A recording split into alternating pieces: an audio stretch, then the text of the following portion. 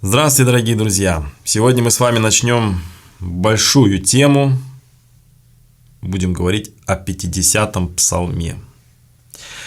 Прежде всего о том, что такое вообще псалмы. Это молитвенные песнопения, которые были составлены за 1000 лет до Рождества Христова. Они в разное время были составлены, но большая из них часть именно очень давно. То есть им 3000 лет, вот так будем говорить. Это еще в Ветхом Завете составлены. Большую часть псалмов составил царь, пророк Давид. Поэтому его еще называют псалмопевец. Все эти псалмы, а их 51, объединены в книгу, которая называется «Псалтирь». Кстати, вот так правильнее сказать «псалтирь». У нас иногда говорят «псалтырь». Это небольшая ошибка, да, которую, в принципе, допустимо на русский лад сказать «псалтырь», а вообще-то «псалтирь».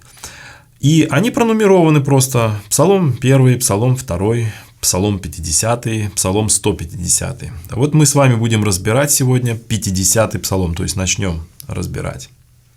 Это покаянный псалом. И здесь кто-то может сказать: а почему мы должны углубиться в такую древность и изучать некую покаянную молитву, которую составил царь Давид 3000 лет назад?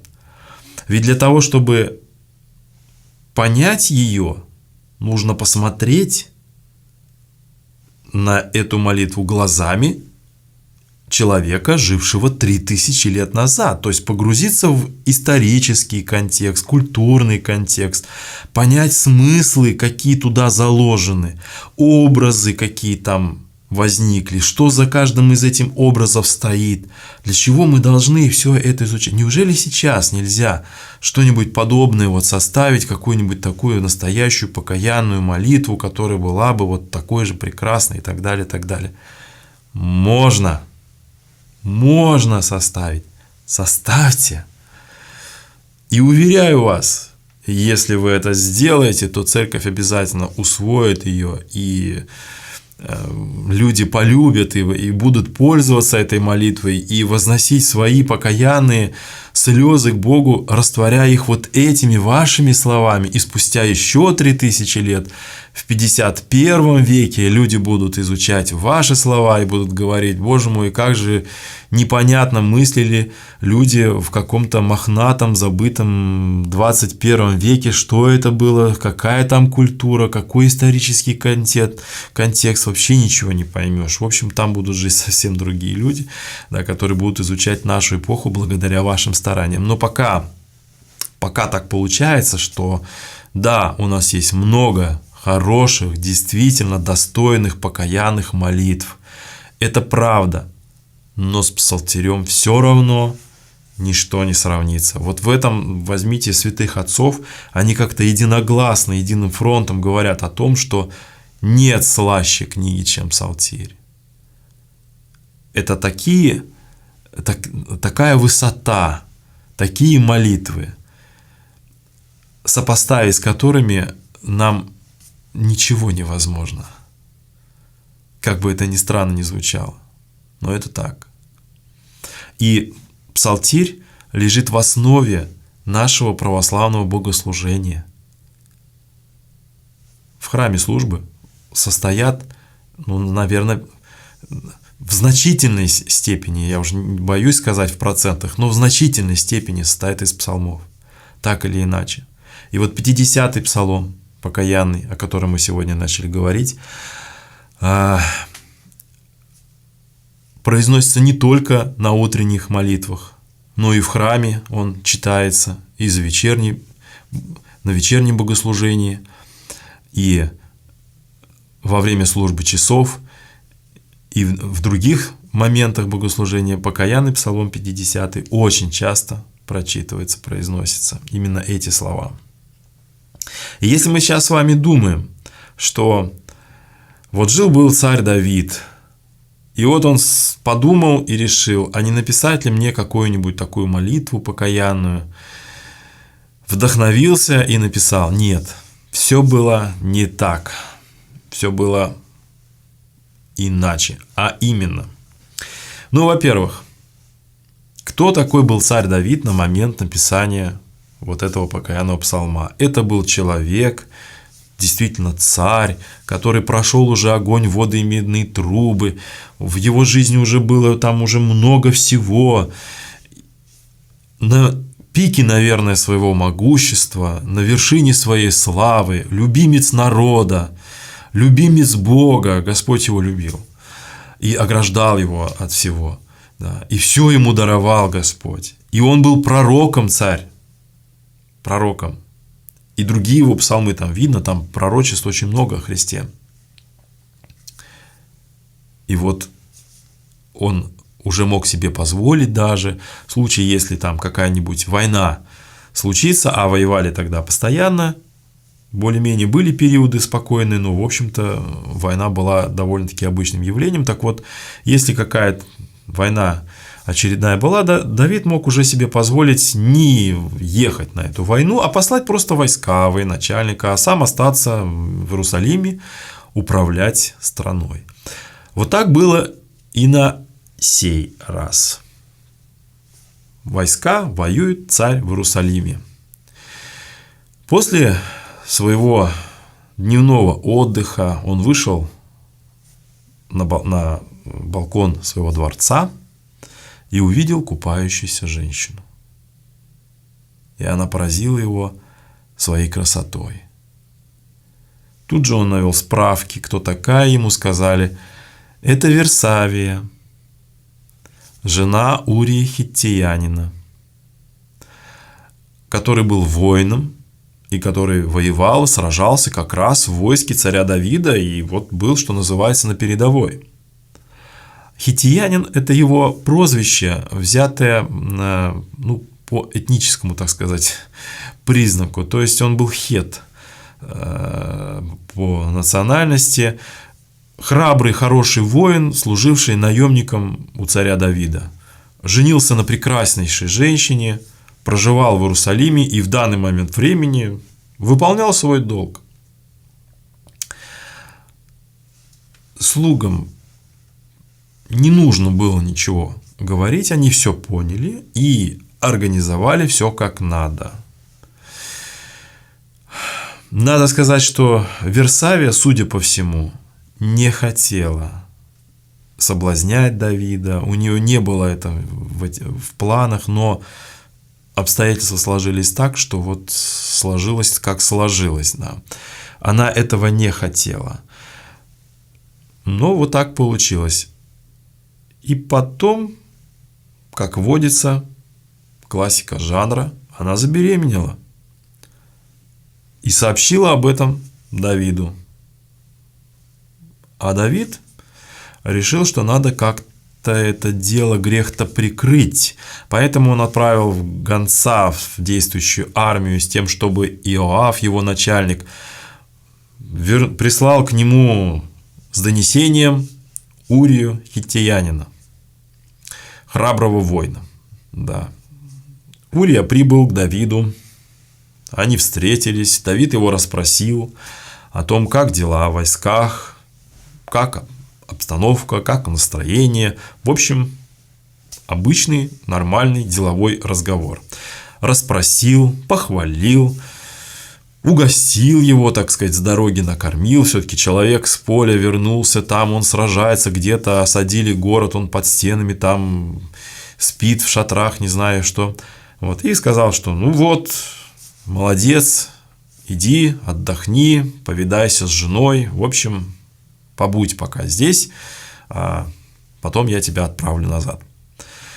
Утром Давиду доложили, что Урия домой не ходил и с женой не виделся. Давид призвал его и спросил, ночевал Урия на улице у ворот. Спал под открытым небом. Давид его призвал и спросил, почему так. Урия оказался благородным человеком. Он сказал: как же так? Мои товарищи там сейчас, под стенами вот этого города, спят под открытым небом, терпят вот и зной, и холод ночной, и, в общем, вот, а я тут буду, значит, с женой развлекаться? Нет, Я так не могу. Вот закончим войну, вот тогда вернусь, и вот тогда уже буду. Что тут было делать? Давид употребил хитрость, угостил еще раз Урию хиттеянина, сделал небольшой пир и напоил его.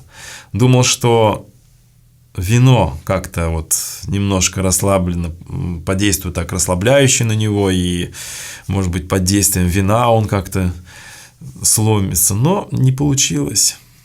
И эту ночь Урия не ходил домой. Тогда Давид сказал: ну что ж, побудь еще один день, я отпущу тебя. Написал письмо своему военачальнику, в котором было сказано: Урию хиттеянина поставить в самое опасное место и в критический момент отойти от него с тем, чтобы его убили. Запечатал это письмо, вручил верному воину и сказал: вези в армию военачальнику. И Урия помчался со смертным приговором в своих руках. Затем произошло там действительно какое-то сражение небольшое, локальное, предприняли какую-то вылазку, в общем, неудачную, и Урию поставили, естественно, в это самое опасное предприятие, в нужный момент его, так сказать, покинули, и он был сражен насмерть.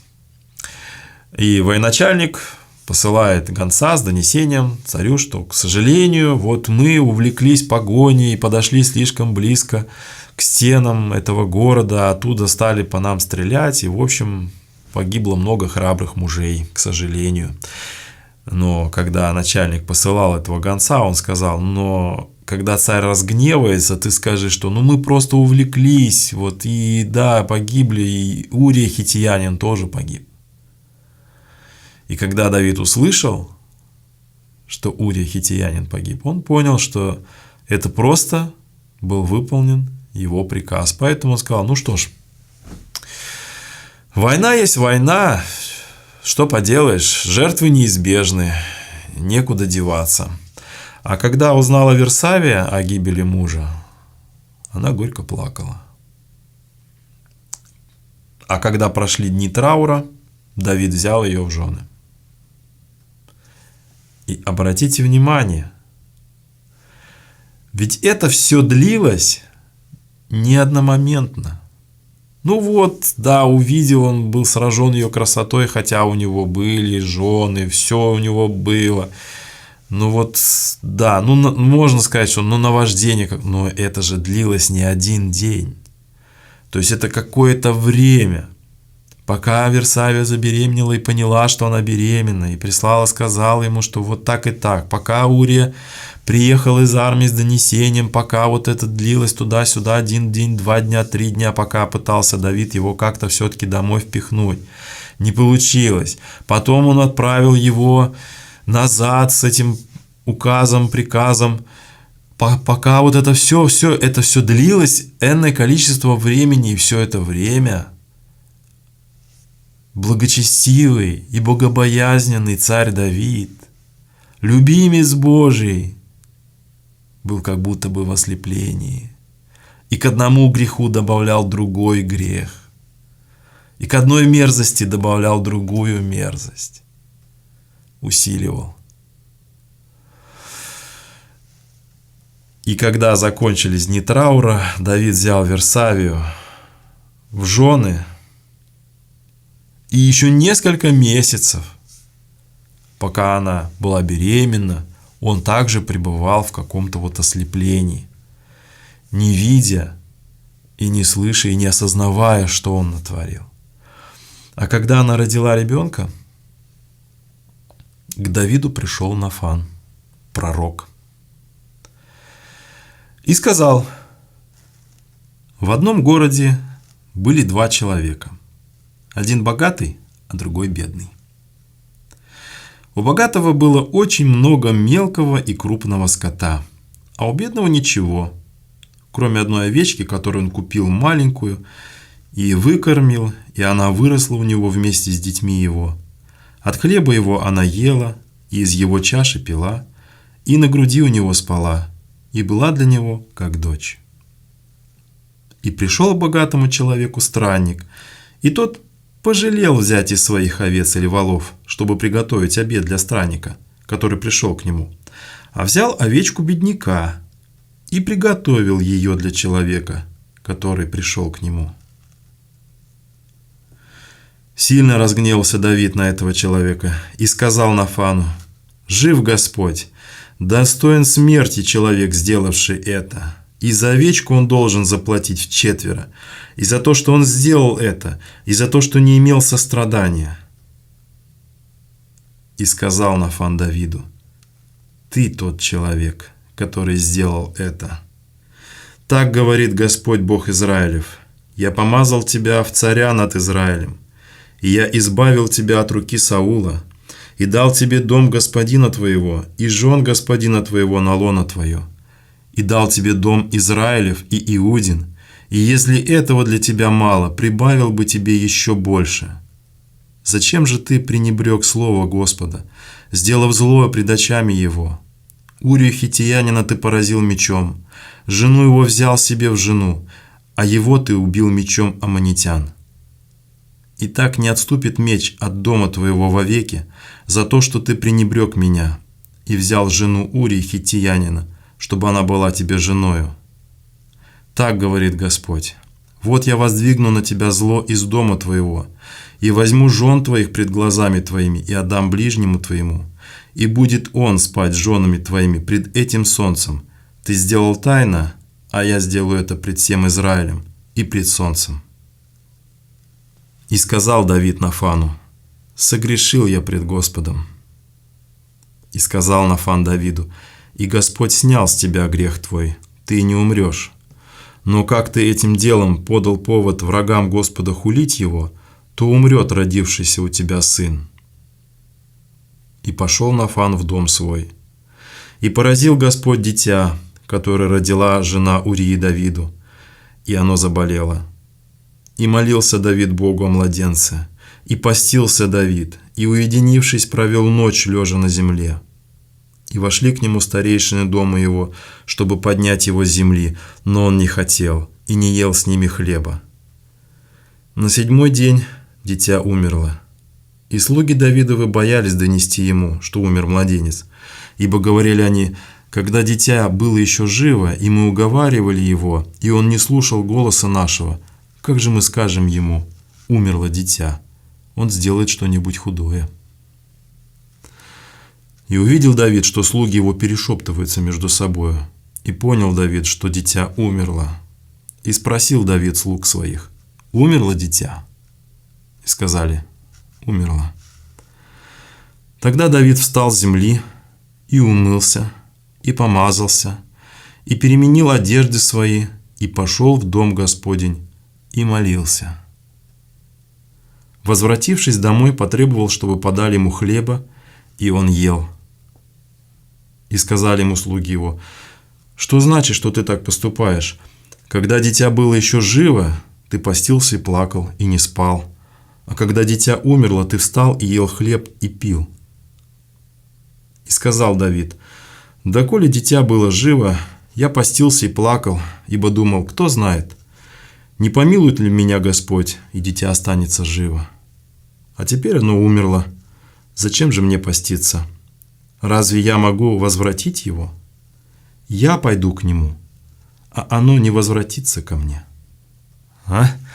Оцените, Как? Вот человек. Молился, постился неделю, пока дитя болело. Вот покаяние Давида. Вот именно тогда, видимо, Давид и составил вот этот покаянный псалом. «Помилуй меня, Боже, по велице милости Твоей, и по множеству щедрот Твоих очисти беззакония мои». Так что он написан не просто так. он написан по поводу. И Господь сделал так, как предупреждал. Ты сделал тайно, а я сделаю явно, и все стало явлено. И мы теперь, спустя 3000 лет, изучаем Псалом царя Давида и узнаем то, что он сотворил. И несмотря на то, что и любил его Господь, и прощал его Господь, но тем не менее, нелицеприятный свой суд вынес. И несмотря на то, что не наказал его смертью, хотя сам Давид сказал, что этот человек достоин смерти, по тем временам, по тем меркам, наверное, да. Такие жестокие люди, наверное, должны были быть наказаны очень жестоко.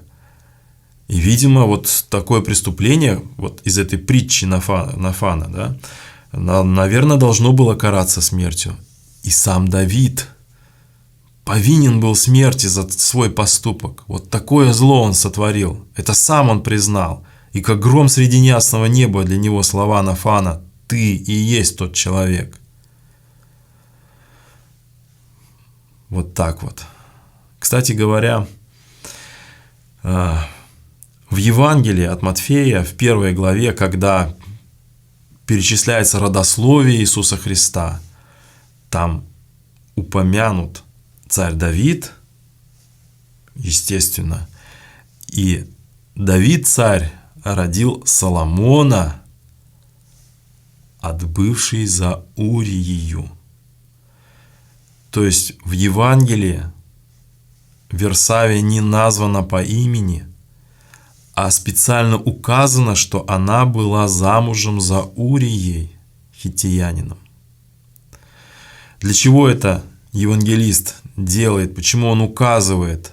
Он напоминает читателям, а Евангелие это было написано для иудеев, он напоминает читателям, что и среди таких великих праведников и замечательных, безусловно, прекрасных людей, как Давид, были и такие вот грехи, поэтому не нужно кичиться своим происхождением.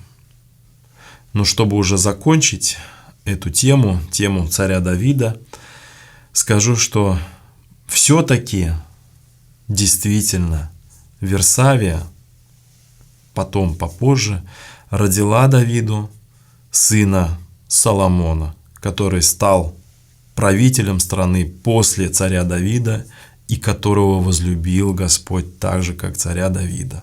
То есть, несмотря на вот весь этот грех и на всю эту неправду, которая совершилась, все-таки Господь возлюбил сына царя Давида от Версавии.